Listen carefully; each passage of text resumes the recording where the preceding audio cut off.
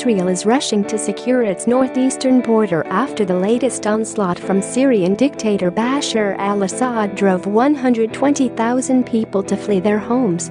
A war monitoring group said today that most of the refugees are heading towards the border with Jordan and the Israeli-occupied Golan Heights.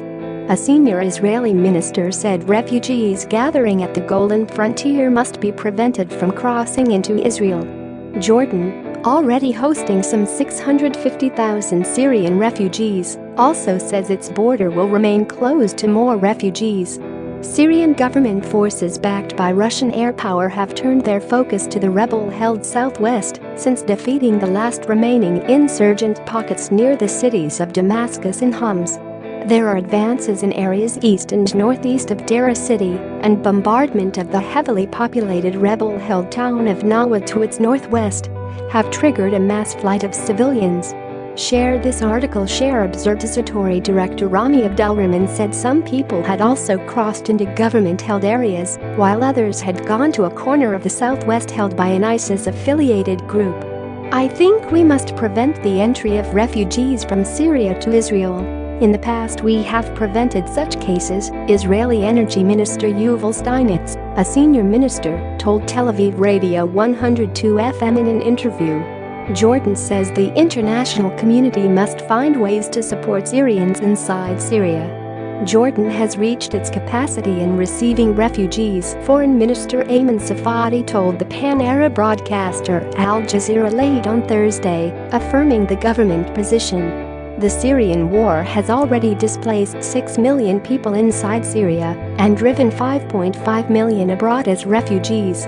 Some people are sleeping under trees, others in their cars, and some are setting up tents, said Jalal al-Ahmed, an opposition activist based in southern Syria near the Golan Heights. Israel's military said it delivered about 60 tons of humanitarian aid and medicine to thousands of displaced Syrians in the Golan Heights who flocked to the area, fleeing heavy bombardment by Syrian government forces. Israel has been sending aid across the border for several years and has provided medical treatment to thousands of Syrians that reached the frontier with the Israel-controlled Golan Heights. The military says it won't allow Syrians to enter Israel.